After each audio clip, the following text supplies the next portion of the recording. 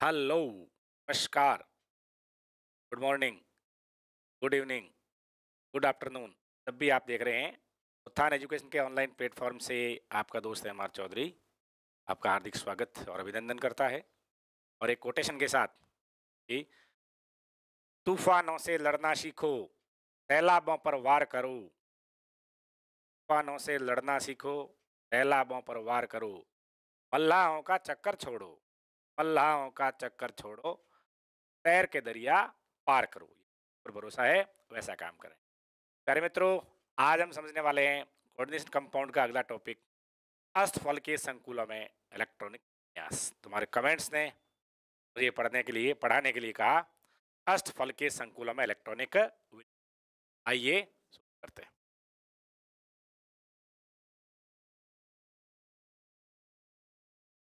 अष्टफल के संकुलों में इलेक्ट्रॉनिक विन्यास क्या पढ़ रहे हैं मित्रों? अष्टफल के संकुलों में इलेक्ट्रॉनिक विन्यास या इलेक्ट्रॉनिक वितरण।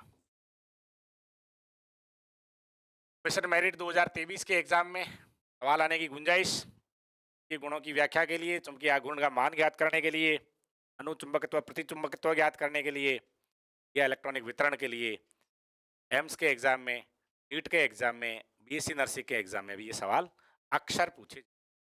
हम क्या करते हैं मित्रों, दो प्रकार के लिगेंड लेते हैं, एक दुर्बल लिगेंड और दूसरा प्रबल लिगेंड। एक लेते हैं दुर्बल लिगेंड,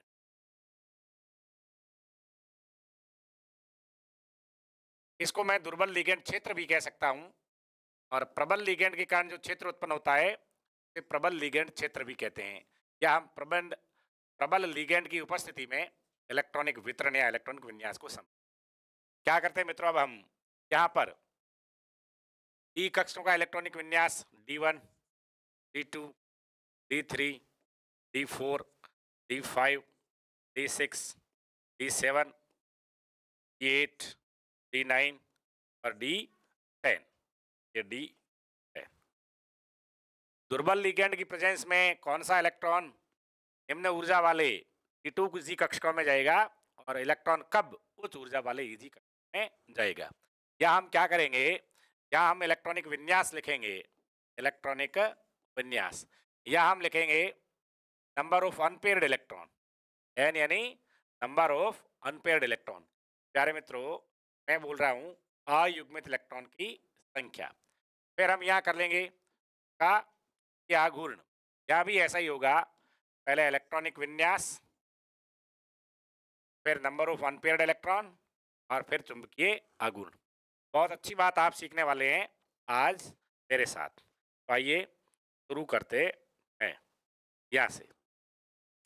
प्यारे मित्रों, मैं आपको पहले वो डायग्राम बना देता हूं कि लिगेंड की अनुपस्थिति में धातु के सभी डी कक्षक समभ्रंश होते हैं।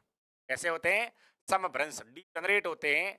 लेकिन जब लिगेंड उसके पास आता है, लिगेंड के कारण उत्पन्न विद्युत क्षेत्र के कारण कक्षक दो भागों में बंट जाते हैं, और वो दो भाग होते हैं निम्न ऊर्जा वाले कक्षक DXY, DXZ, DYZ, T2G कहते हैं, और उच्च ऊर्जा वाले कक्षक EG। प्यारे दोस्तों, आप जानते हैं लिगेंड के मार्ग में आते हैं, लिगेंड की दिशा में है, तो अधिक प्रतिकर्षित होते हैं, उन कक्षकों की ऊर्जा के मान में वृद्धि हो जाती है, और जो लिगेंड के मार्ग में नहीं है वो प्रतिकर्षित नहीं होते हैं, उनकी ऊर्जा में उतनी कमी आ जाती है, टोटल ऊर्जा वो रहती है। D1 यदि कोई ऐसा तत्व है, सपोज स्कैंडियम है, यदि वो लिगेंड के प्रभाव में आता है तो स्कैंडियम का 21वां इलेक्ट्रॉन, उपकोष का पहला इलेक्ट्रॉन D1 किस कक्षक में भरा जाएगा? प्रबल लिगेंड की प्रेजेंस में, दुर्बल लिगेंड की प्रेजेंस में। ये सीख रहे हैं। तो यहाँ इलेक्ट्रॉनिक विन्यास होगा प्यारे मित्रों, पहले मैं लिखूंगा T2G, क्या लिखूंगा? D1 के लिए T2G, पहला इलेक्ट्रॉन निम्न ऊर्जा वाले कक्षक में जाएगा, इसलिए मैं लिखता हूं मित्रों T2G1। लेकिन उच्च ऊर्जा वाले कक्षक में कोई इलेक्ट्रॉन नहीं। D2 के लिए लिखूं तो होगा T2G और EG। D3 के लिए लिखूं तो होगा T2G में 3 इलेक्ट्रॉन, EG 0। दुर्बल लिगेंड की प्रेजेंस में यहाँ कितने आयुग्मित इलेक्ट्रॉन हैं? प्यारे मित्रों 3 कक्षक है, तो अभी तीनों में 1, 2 और क्रमशः 3 जो इलेक्ट्रॉन प्रेजेंट है वो अनपेयर्ड है। इनके चुंबकीय आघूर्ण का मान, प्यारे मित्रों चुंबकीय आघूर्ण का मान ज्ञात करने के लिए आप वो फॉर्मूला जानते हैं, n प्लस मैग्नेटॉन। तो यहाँ पर आपको याद होना चाहिए, यदि n का मान 1 रखता हूं तो 1 प्लस 2 3, 3 गुणा 1 3 होता है, 3 का रूट है 1.73 pm, ये इसका मात्रक है। इसके लिए 0.87 और इसके लिए 2.82 और 3 इलेक्ट्रॉनों के लिए 3.87 और मैग्नेटॉन। मेरा मतलब n का मान 1 2 3 रखते हैं, कितना मान आता है। ये बात हुई दुर्बल लिगेंड की उपस्थिति में, दुर्बल लिगेंड क्षेत्र की उपस्थिति में इन इलेक्ट्रॉनिक विन्यास वाले संकुलों में इलेक्ट्रॉनों का वितरण। अब हम यहाँ करें, यहाँ D1 के लिए लिखें कि लिगेंड चाहे प्रबल हो या दुर्बल, पहले जो 3 इलेक्ट्रॉन है D1 का, D2 का और D3 का, निम्न ऊर्जा वाले कक्षकों में जाएंगे, है ना बेटा। पहले जो 3 इलेक्ट्रॉन है, पहला, दूसरा, तीसरा, ये इलेक्ट्रॉन निम्न ऊर्जा वाले कक्षक में यानी T2G कक्षकों में जाएंगे और आती है, इसलिए इलेक्ट्रॉन सारे अयुग्मित रहेंगे।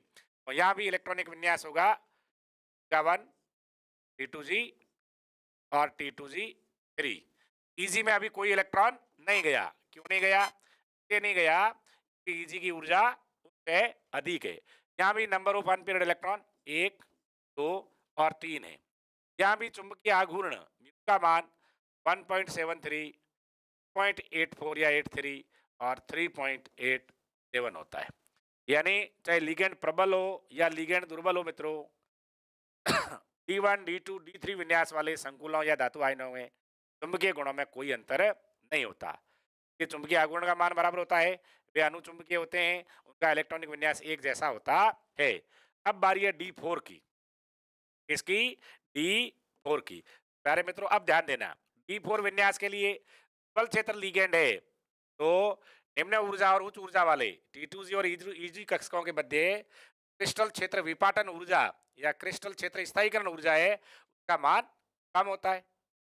बल लिगेंड की वजह से कक्षकों का विपाटन कम मात्रा में होता है, एनर्जी गैप कम होता है, विपाटन ऊर्जा कम और युग्मन ऊर्जा अधिक, विपाटन ऊर्जा कम और युग्मन ऊर्जा अधिक, ये इलेक्ट्रॉन युग्मित नहीं होंगे। ये दुर्बल लिगेंड की प्रेजेंस में इलेक्ट्रॉन युग्मित नहीं होंगे। प्यारे मित्रों यहाँ पर ये होगा T2G, आप बोलो T2G में 3 लिखूं या 4?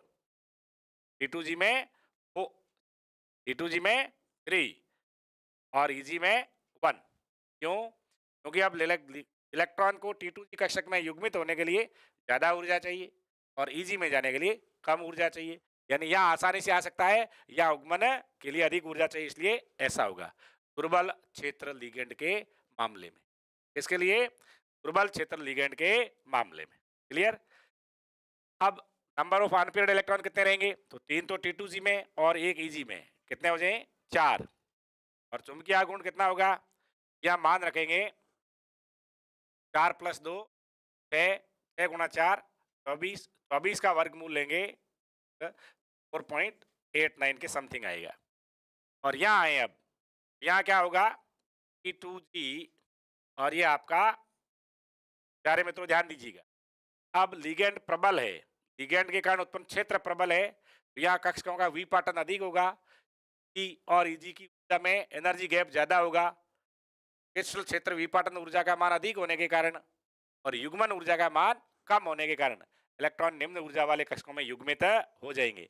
मेरे कहने का मतलब है 3 इलेक्ट्रॉन तो यहाँ थे D3 में, लेकिन चौथा इलेक्ट्रॉन भी अब प्रबल लिगेंड की उपस्थिति में D2G में जाएगा, तो 4 EG का 0। अब इसमें 4 इलेक्ट्रॉन है T2G में, क्या स्थिति बनेगी, मैं आपके यहाँ लिख देता हूँ। T2G में स्थिति ये बनेगी, 4 इलेक्ट्रॉन इस तरह से लिखे जाएंगे, यानी एक इलेक्ट्रॉन युग्मित हो गया। अब अनपेयर्ड इलेक्ट्रॉन कितने बचे, 2, और इसके चुंबकीय आघूर्ण का मान कितना होगा 0.83। मित्रों ये बात बड़ी इंपॉर्टेंट है जो आपको ब्लू कलर दिखाई देती है, और यही सवाल यही पूछा जाता है, कौन से विन्यास का डी में कितने इलेक्ट्रॉन हो तो प्रबल क्षेत्र लिगेंड की प्रेजेंस में और दुर्बल क्षेत्र लिगेंड की प्रेजेंस में चुंबकीय आघूर्ण का मान, चुंबकत्व का मान, अणु और प्रति चुंबकत्व का मान भिन्न भिन्न होता है या कितना होता है। इसी तरह से D5 विन्यास के लिए अब T2G3 EG2 क्यों? क्योंकि ऊर्जा गैप कम है इसलिए इलेक्ट्रॉन युग्मित नहीं होगा। युग्मन के लिए ज्यादा ऊर्जा चाहिए और ऊपर जाने इजी में जाने के लिए कम ऊर्जा चाहिए। अब यहाँ नंबर ऑफ अनपेयर्ड इलेक्ट्रॉन दुर्बल क्षेत्र लिगैंड क्षेत्र की प्रेजेंस में 5 रहेंगे, ये हो जाएगा लगभग 5.91। और यहाँ लिखूं मैं ये दुर्बल क्षेत्र लिगैंड है इसलिए T2G में 4 इलेक्ट्रॉन हो गए 5। कितने हो गए? इलेक्ट्रॉन हो गए 5। और इजी में अभी कोई इलेक्ट्रॉन नहीं गया। क्यों? क्योंकि यहाँ एनर्जी गैप अधिक है। इलेक्ट्रॉन पहले निम्न ऊर्जा वाला कक्षक में पूरे भरेंगे, उसके बाद शुरू होगा यहाँ 1 इलेक्ट्रॉन और 1.73। अगली बात करते हैं T2G6 के लिए, E6 के लिए, ये इसके लिए था, अब इसके लिए यह होगा अब T2G3 3 ही रहेगा ना? नहीं, 1 इलेक्ट्रॉन आज और आ गया, 1 इलेक्ट्रॉन और आ गया, इसलिए हो जाएगा T2G4।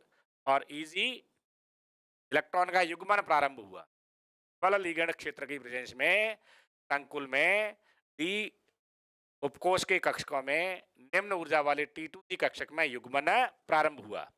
इसलिए अयुग्मित इलेक्ट्रॉन 2 यहाँ और 2 यहाँ, 4 क्या गुण 4.89 यहाँ आते हैं मित्रों, ये बड़ी इंपॉर्टेंट बात है। अब यहाँ T2G में 6 इलेक्ट्रॉन और इजी में अभी तक कोई इलेक्ट्रॉन नहीं। देखो दुर्बल प्रबल क्षेत्र लिगैंड की प्रेजेंस में D6 विन्यास तक इजी में कोई इलेक्ट्रॉन नहीं गया। क्यों? इजी में इलेक्ट्रॉन जाने के लिए ज्यादा ऊर्जा चाहिए और युग्मन के लिए कम चाहिए। अब number of unpaired electron 0, very important matter ये। और यहाँ की आघूर्ण का मान भी 0.0 BM हो जाएगा।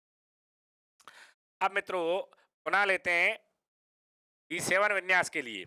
अब यहाँ T2G 4 से 5 हो जाएगा और EG अनपेयर्ड इलेक्ट्रॉन 1 T2G में और 2 इसमें हो जाएंगे 3।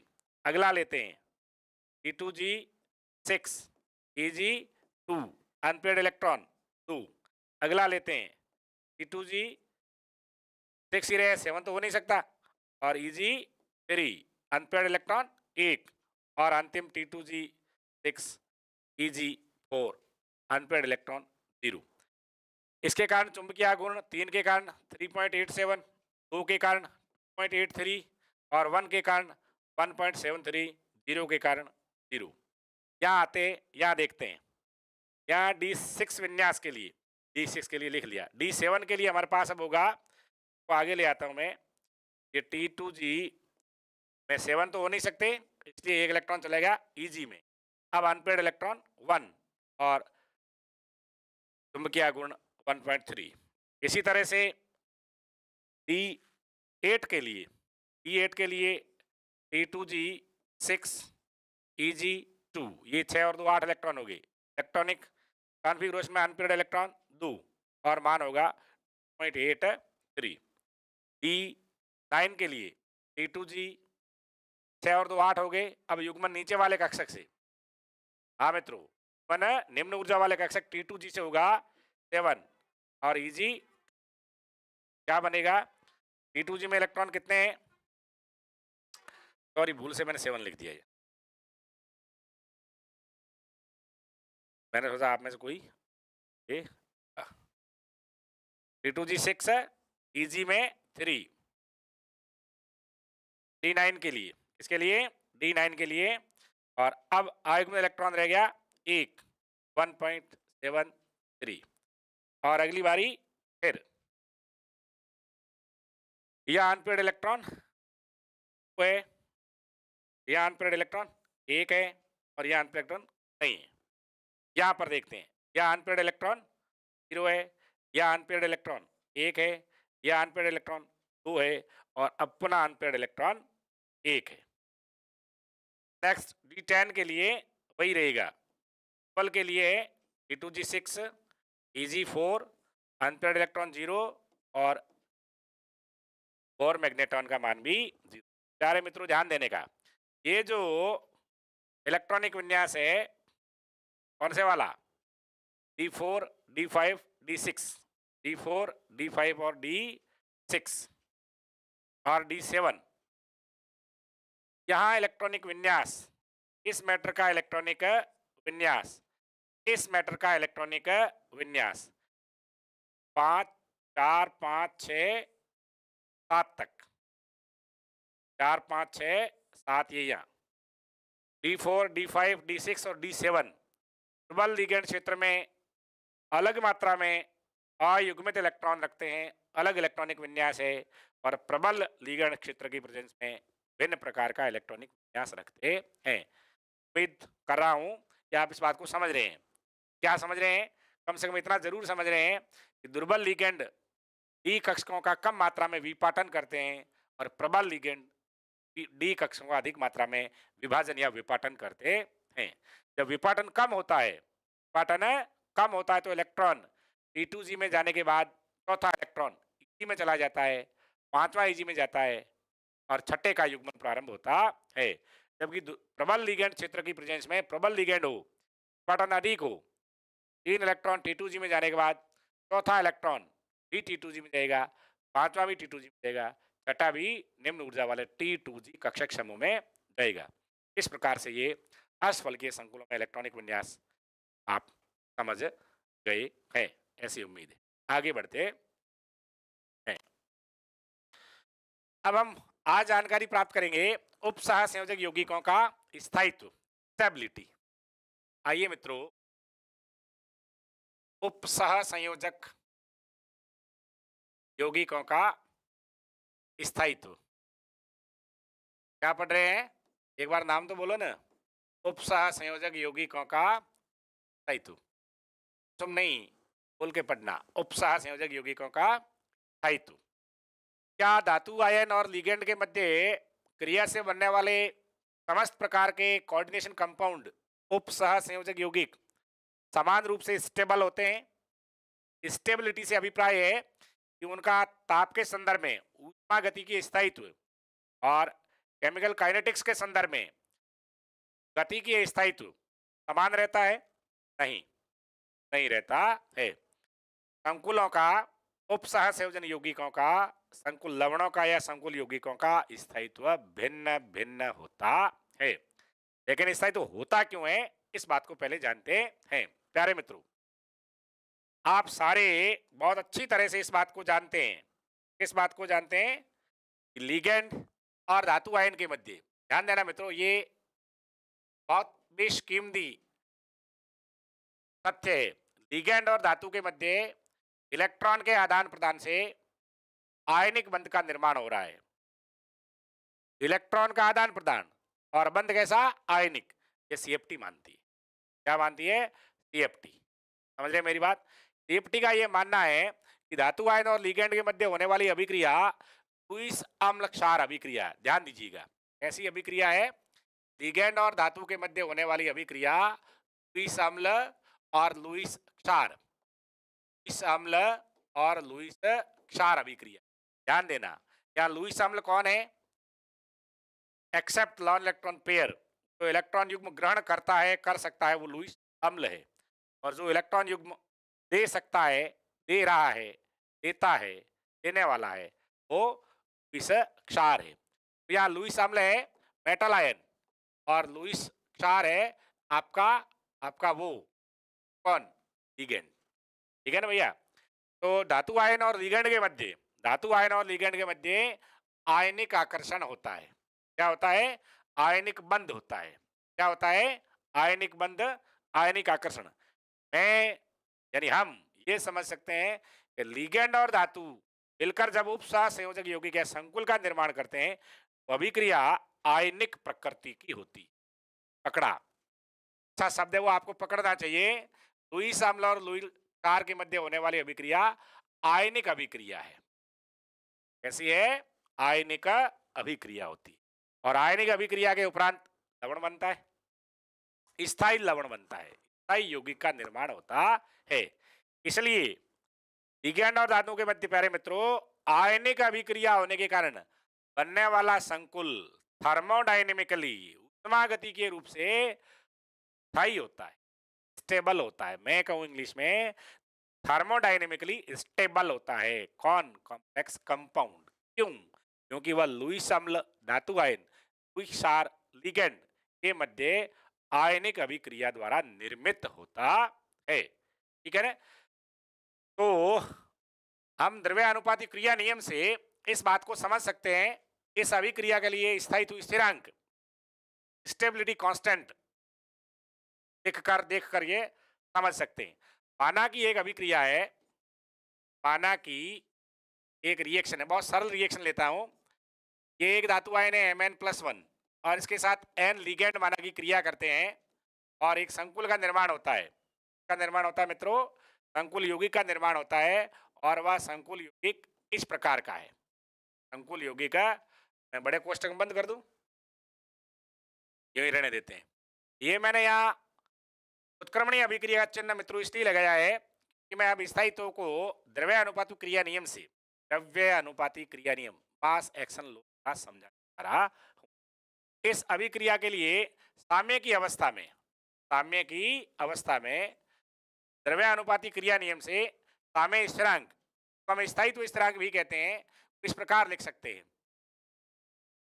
उत्पाद की सांद्रता बटे अभिकारकों की सांद्रता, मोलर सांद्रता का गुणनफल।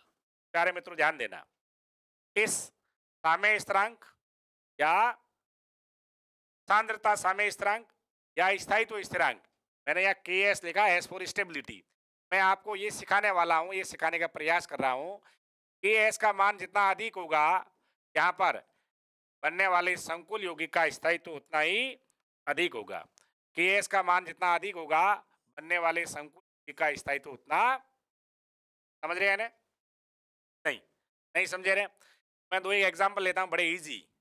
माना कि सपोज हमारे पास एक्स फॉर एग्जाम्पल एक धातु आयन है Ag+ और उसको अमोनिया के साथ रिएक्ट करवाते हैं, इसके साथ अमोनिया के साथ, अमोनिया लिगेंड के साथ रिएक्ट करवाते हैं और उसे इस प्रकार का संकुल, ये वास्तविक संकुल है, वैज्ञानिकों ने प्रयोग द्वारा इसके स्थायित्व को मापा है, देखा है, ये बना लिया। इसके लिए यदि मैं स्टेबिलिटी कांस्टेंट लिखूं तो इस प्रकार से लिखा जाएगा Ks बराबर बनने वाला संकुल AgNH3 का ट्वाइस डिवाइड बाई Ag की कंसंट्रेशन प्लस अमोनिया की कंसंट्रेशन। देख रहे हैं मित्रों? अब जब इसके Ks का मान ज्ञात किया, एक्सपेरिमेंटली इसका Ks ज्ञात किया, तो कितना प्राप्त हुआ? यहाँ Ks बराबर हुआ 1.67 इंटू 10⁻⁷।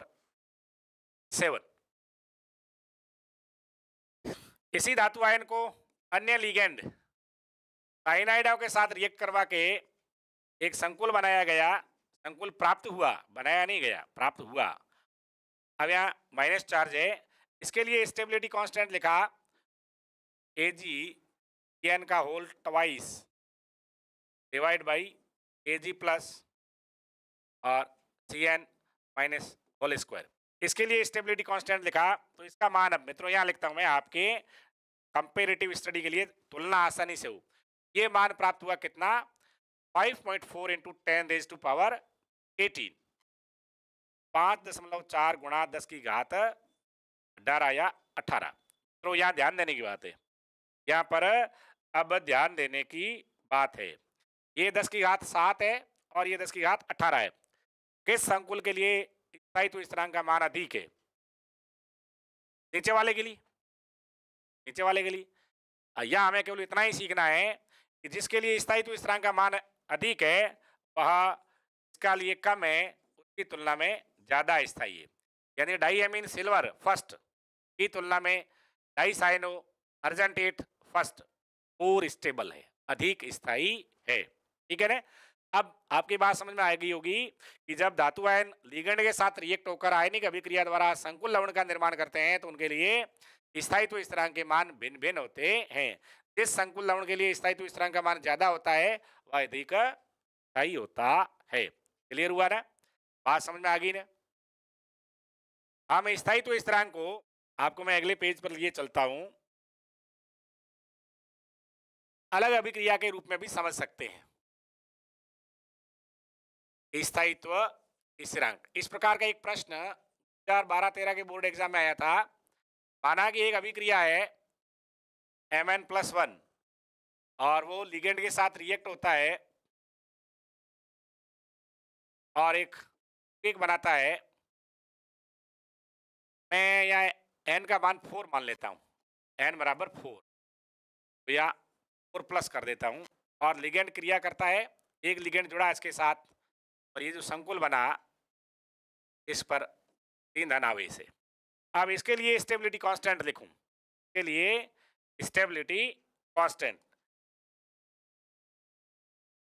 ग्रीन कलर अच्छा दिखता नहीं इसलिए ब्लैक ले रहा हूं मैं लिखूंगा K1 बराबर कि धातु आयन के साथ 4 लिगेंड जुड़ सकते हैं। धातु आयन के साथ है संयोजकता +4 है और माना कि लिगेंड पर एक ऋण आवेश है या एक लॉन इलेक्ट्रॉन पेयर है, तो 4 लिगेंड उसके साथ जुड़ेंगे तब धातु की संयोजकता संतुष्ट होगी। दोनों को मिलाकर आवेश 0 का संकुल बनेगा। तो यहाँ K1 इस पद के लिए तो पद स्थायित्व और स्थिरांक कहते हैं। K1 में ऐसे लिखूंगा, उत्पाद Ml3+ डिवाइड बाई M4+ और L, ठीक है ना? या ये लिख दूं मैं L1 है, लिगेंड एक ही। सेकंड स्टेप में ऐसे रिएक्ट हो Ml3+ या 3+ लिखा कोई फर्क नहीं पड़ा, बिल्कुल सही है। और ये L1 था, अब ये दूसरे वाला लिगेंड है माना कि इसके साथ रिएक्शन हो। अब मैं इसको ऐसा भी लिख सकता हूं, जो हम द्रव्य अनुपाती क्रिया नियम से स्थायित्व स्थिरांक लिख रहे हैं। ये लवण बन जाएगा Ml2 और अब इस चार्ज रहेगा +2। इसके लिए द्वितीय पद के लिए पद स्थायित्व स्थिरांक स्टेबिलिटी कांस्टेंट लिखूं, ये होगा अब Ml3+ और Ml2+ लिखना था मेरे को, या 3+ या L1, ये आपका हो गया L। ठीक है मित्रों, इसी तरह से अगला स्टेप Ml2+ के साथ L रिएक्ट हो और ये बनाए Ml3, एक धन आवेश शेष बचेगा। इसके लिए मैं लिखूं K3 बराबर, अब मेरे पास आएगा Ml3 पर प्लस बटे Ml2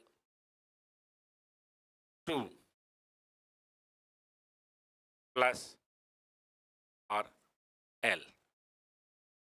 नेक्स्ट और अंतिम स्टेप Ml3+ एक लिगेंड और क्रिया करेगा, चौथा और अंतिम पद की धातु की संयोजकता 4 है, अब कोई आवेश नहीं और अब K4 बराबर होगा, क्या होगा यहाँ लिखता हूं देखने में ठीक रहे इसलिए Ml4 दो चार्ज, नीचे Ml3 एक धन आवेश और ये आपका देख रहे हैं मित्रों। यहाँ यानी ये रिएक्शन, ये वाली रिएक्शन ऐसे भी हो सकती थी, कैसे? अब यहाँ लिखता हूं मैं कैसे हो सकती थी, ऐसे हो सकती थी M पर 4+ और ये 4 लिगेंड एक साथ लिए और क्रिया होकर के Ml कोई चार्ज नहीं। इसके लिए स्टेबिलिटी स्टैंड, इसके लिए स्थायित्व स्थिरांक K से लिखें, कई बार इसको B से भी लिखते हैं और 4 पदम होती है इसलिए B4 लिख देते हैं, ठीक है ना? ये समग्र स्थायित्व स्थिरांक कहलाता है। यह पदों में होने वाली अभिक्रिया के लिए समग्र स्थायित्व स्थिरांक भी कहा जाता है। इस समग्र स्थायित्व स्थिरांक का मान यदि हम इससे कोरिलेट करके लिखें, इससे संबंधित करके लिखें, मान होगा K1 गुणा K2 गुणा K3 गुणा K। अब आपके मन में कहीं आ रहा होगा ऐसा तो B4 बराबर आपने मान नहीं रखा, अब लिख देता हूं Ml4 डिवाइड बाई M प्रत्यार धनावेश और लिगेंड की संयोजकता लिगेंड पर घात 4। ये यही वाला मामला है। अल्टीमेट एक एक करके ये बात प्राप्त हुई। अब B4 का मान, समग्र स्थायित्व स्थिरांक का मान इस प्रकार प्राप्त होता है। मैं उसको यहाँ ले आऊं तो बड़ा सुंदर लगेगा। B4, ये B4 क्या है? संपूर्ण अभिक्रिया के लिए समग्र स्थायित्व स्थिरांक के नाम से जाना जाता है। किस नाम से जाना जाता है मित्रों? समग्र स्थायित्व स्थिरांक। B4 बराबर, अब मुझे लिखना चाहिए या हमें लिखना चाहिए, इसको बीटा 4 कहते हैं, ठीक है। K1 मल्टीप्लाइज विथ K2 गुणा K3 गुणा K, यानी समग्र स्थायित्व स्थिरांक का मान पद सह स्थायित्व स्थिरांकों के गुणनफल के बराबर होता है। यदि हम इस इनके लिए लोग ले लें, लोगरिथम लघु गुणक लें, लोग लेने पर हमारे पास बचेगा log बीटा 4 बराबर log K1 प्लस, जब log में लघु गुणक के रूप में राशियां लिखते हैं, गुणनफल वाली राशियों के बीच में योजक चिन्ह धन जोड़ लगाते हैं, log K2 plus log K3 plus log K। IIT के एग्जाम्स में इस प्रकार से अभिक्रियाओं के लिए, काल्पनिक अभिक्रिया के लिए या वास्तविक अभिक्रिया के लिए K1 K2 K3 K4 के मान दे देते हैं और समग्र स्थायित्व स्थिरांक का मान भी पूछ देते हैं। इनके मान वास्तविक देकर, लॉग के रूप में देकर, या किसी एक पद के लिए भी पूछ सकते हैं समग्र स्थायित्व स्थिरांक का मान देकर। ओवरऑल ये बात समझ में आती है, आपको ये ध्यान आना चाहिए कि स्थायित्व स्थिरांक का मान जितना अधिक होता है, यौगिक की संकुल लवण का स्थायित्व उतना अधिक होता है। समझ रहे हैं मेरी बात को? मेरी बात समझ रहे हैं? अलग अलग स्थायित्व स्थिरांक लेके हमने भिन्न भिन्न पदों के लिए और उनका आपस में क्या रिलेशन है, इस बात की चर्चा की। मित्रों, अब मैं आपको लिए चलूंगा स्थायित्व स्थिरांक को प्रभावित करने वाले कारक की तरफ। स्थायित्व स्थिरांक को प्रभावित करने वाले कारक, स्थायित्व स्थिरांक को प्रभावित करने वाले कारक कहूं या स्थायित्व को प्रभावित करने वाले कारक कहूं, दोनों एक ही बात है। क्यों ना हम ये कह दें स्थायित्व स्थिरांक की बजाय स्थायित्व को प्रभावित करने वाले कारक। क्या कह दें? स्थायित्व को प्रभावित करने वाले कारक। कोई कंफ्यूजन नहीं मित्रों, स्थायित्व स्थिरांक को प्रभावित करने वाले कारक और स्थायित्व को प्रभावित करने वाले कारक एक ही हैं, क्योंकि स्थिरांक ज्यादा होगा, स्थायित्व अधिक होगा। अब कौन कौन से कारक हैं उनके बारे में चर्चा करते, विमर्श करते हैं, ठीक है ना? तैयार है? पहला है नंबर 1, केंद्रीय आयन। इसको केंद्रीय धातु परमाणु भी कहते हैं। केंद्रीय आयन की प्रकृति, केंद्रीय आयन की, सारा खेल केंद्रीय आयन का ही है, इसलिए पहला कारक क्या है? केंद्रीय आयन की प्रकृति। केंद्रीय आयन की प्रकृति से प्यारे मित्रों अर्थ निकलते हैं। दो बातें हमारे ख्याल में, हमारे ध्यान में आती है, और वो कौन सी है? एक होता है केंद्रीय आयन का आकार, केंद्रीय धातु आयन का आकार, और दूसरी बात हमारे संज्ञान में आती है पर उपस्थित आवेश की मात्रा या आवेश का परिमाण, ठीक है ना? हम पहला मुद्दा लेते हैं आकार। क्या लेते हैं? आकार। प्यारे मित्रों ध्यान दें, हमारे पास दो अलग अलग धातुओं के आयन हैं या 4 आयन है और उनका आकार भिन्न भिन्न है। क्या क्या भिन्न भिन्न है? आकार भिन्न भिन्न है। तो बड़े आकार वाला धातु आयन लिगेंड के साथ प्रबल बंध बनाएगा या छोटे आकार वाला धातु आयन लिगेंड के साथ प्रबल बंध बनाएगा? तो आपका उत्तर जवाब होना चाहिए धातु आयन का आकार जितना छोटा होगा पर धन आवेश घनत्व उतना अधिक होगा, इसलिए वो लिगेंड और धातु के मध्य जो आयनिक बंध की परिकल्पना कर रहे हैं वो बहुत मजबूत हो। मेरा कहने का मतलब ये है कि आकार छोटा होगा, आकार छोटा होगा, अंकुल ज्यादा स्थायी, ठीक है ना? हम एक एग्जांपल ले लेते हैं। हमारे पास एक एग्जांपल है, अमोनिया लिगेंड के साथ, अमोनिया लिगेंड के साथ, तो दिखाई दे रहा है? नहीं, नहीं दे रहा है तो मैं इसको ठीक कर ले। अमोनिया लिगेंड के साथ अलग अलग धातु आयनों क्रिया से संकुल यौगिक बनाए हैं। कि स्टेबिलिटी कांस्टेंट ज्ञात किया है वैज्ञानिकों ने, पता लगाया है। अब आप अंदाजा लगाइए, आप कल्पना कीजिएगा कि हमारे पास कॉपर धन आयन है, हमारे पास निकल का द्विधनात्मक आयन है, कोबाल्ट का द्विधनात्मक आयन है और आयरन का धनात्मक आयन है। तो इनमें कौन अमोनिया लिगेंड के साथ और स्टेबल अधिक स्थायी संकुल यौगिक का निर्माण करेगा? कैसे पता लगा सकते हैं आप पता लगा सकते हैं कि आयनिक त्रिज्या से, के आकार से। आप लोगों को ध्यान में न हो तो मैं बता दे रहा हूं कि हम ये 3D संक्रमण श्रेणी के तत्व है। 3D श्रेणी में लेफ्ट टू राइट जाते हैं, आवर्त में बाएं से दाएं गति करते हैं या जाते हैं।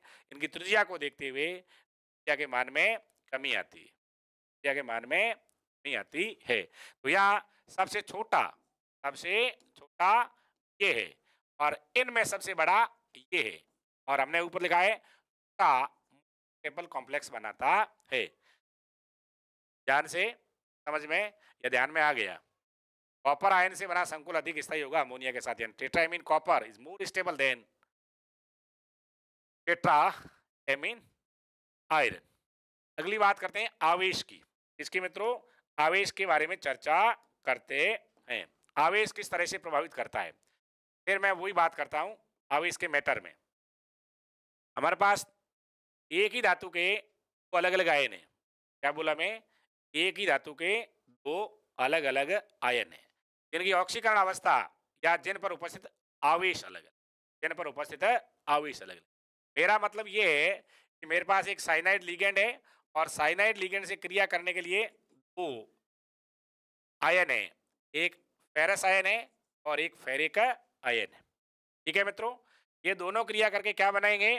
ये दोनों क्रिया करके बनाएंगे आपके ये वाला, ये बनेगा FeCN का होल 6, दोनों अष्टफल की संकुल बनाते हैं और इस पर 4 माइनस, और ये बनेगा FeCN का होल 6 और इसके ऊपर 3 माइनस। क्यों? ये 3 प्लस और ये जितने संख्या में होंगे 6 होंगे तो माइनस क्या 6, -6 प्लस 2 में से गए 4 बचेंगे, -6 में से प्लस 3 गए तो 3 बचेंगे।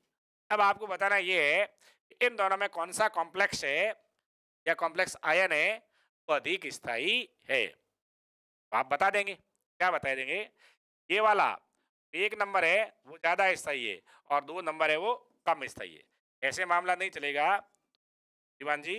इस तरह से मैं लिख देता हूं आपके सहयोग के लिए। ये लो सर, बोर्ड एग्जाम सवाल आया है, ये कौन सा अधिक स्टेबल है कारण सहित आपके सामने पेश कर दिया। दूसरा कारक लेते हैं और वो है लिगेंड की क्षारीय प्रकृति। लिगेंड की क्षारीय प्रकृति, लिगेंड की क्षारीय प्रकृति तो ध्यान देना। यहाँ लिगेंड की क्षारीय प्रकृति से क्या मतलब है? यहाँ लिगेंड की क्षारीय प्रकृति से मतलब है लिगेंड द्वारा इलेक्ट्रॉन युग्म त्यागने की आसानी। लिगेंड द्वारा इलेक्ट्रॉन युग्म त्यागने की प्रवृत्ति को क्षारीय प्रकृति या प्रवृत्ति कहते हैं। मित्रों यह ध्यान देना, लिगेंड जितनी सरलता से आसानी से अपना लॉन इलेक्ट्रॉन पेयर धातु आयन को दे देता है, उपलब्ध करा देता है, वह उतना ही अधिक स्थायी संकुल का निर्माण करता है। यानी बेसिसिटी ऑफ लिगेंड जितनी अधिक होगी, लिगेंड की क्षारकता जितनी अधिक होगी, यानी इलेक्ट्रॉन युग्म आसानी से त्यागने की प्रवृत्ति ज्यादा होगी, वह उतना ही स्थायी यौगिक का निर्माण करेगा। क्लियर हो गया ना? यानी इलेक्ट्रॉन युग्म त्यागने की प्रवृत्ति जितनी अधिक होगी उतना ही स्थायी संकुल का निर्माण करेगा। मित्रों यह ध्यान देने का, एक ऋणावेशित लिगेंड के इलेक्ट्रॉन युग्म त्यागने की प्रवृत्ति अधिक होती है उदासीन अणु की तुलना में, और धन आवेशित लिगेंड की, ये ऋणावेशित लिगेंड से धातु आयन के साथ संयोग से बने संकुल स्टेबल उच्च स्थायी अधिक स्थायी होते हैं। तीसरा कारक हमारे पास आता है कीलेटीकरण, कीलेशन, कीलेटीकरण। मित्रों ध्यान देने का, रिलेशन क्या है? हमने एक दिन ये परिभाषा दी थी या सीखा था हमने कि कुछ लिगेंड धातु आयन के साथ एक से अधिक दाता परमाणुओं द्वारा जुड़ जाते हैं, जुड़े रहते हैं। जैसे ईडीटी वो हेक्साडेंटेट है, यानी लिगेंड तो एक, और धातु के साथ कितने उपसहसंयोजक बंध बनाते हैं? एक से अधिक। टीए के मामले में 6 बंध बनाता है, 5 बंध बनाता है, ठीक है ना?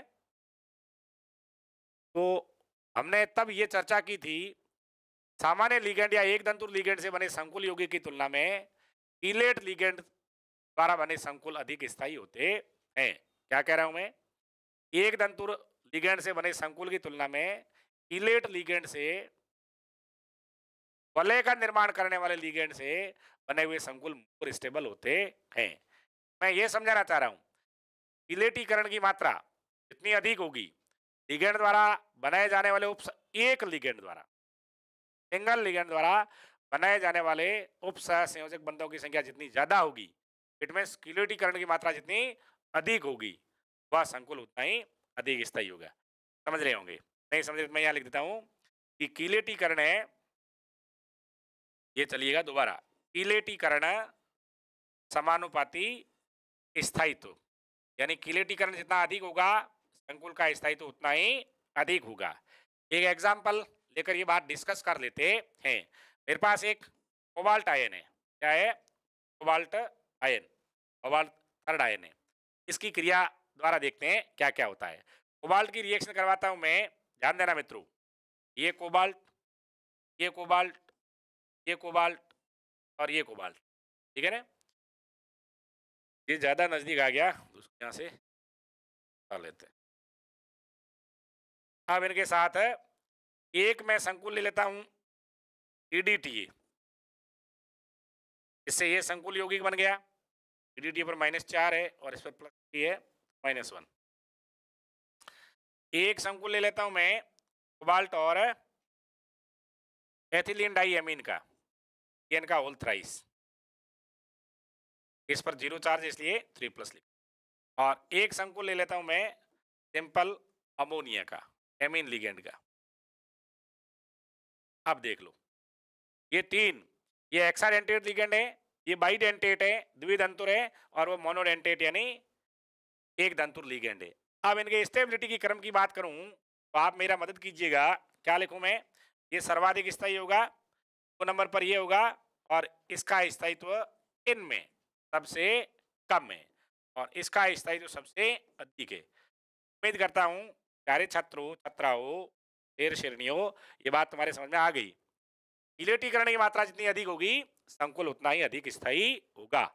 आप चाहे तो कुछ कर लें, अच्छे समझ लें, चाहे तो कम समझ लें, और चाहे तो स्क्रीनशॉट ले लें। आज इतना ही। अगले वीडियो में हम उपसह संयोजक यौगिकों में समावयवता की चर्चा करेंगे। तब तक तैयार कर लीजिएगा, याद कर लीजिएगा, आज जो पढ़ा है उसमें से एक प्रश्न सेशन मेरिट में जुड़ने के लिए आपको योगदान करेगा। तब तक आपका दिन शुभ हो, आप स्वस्थ रहें और बहुत अधिक ऊर्जा के साथ पढ़ते रहें, सीखते रहें, याद करते रहें। तब तक के लिए अपने साथी को अनुमति दीजिए, लेकिन वीडियो को लाइक, शेयर और सब्सक्राइब अवश्य कीजिए। धन्यवाद। जय हिंद।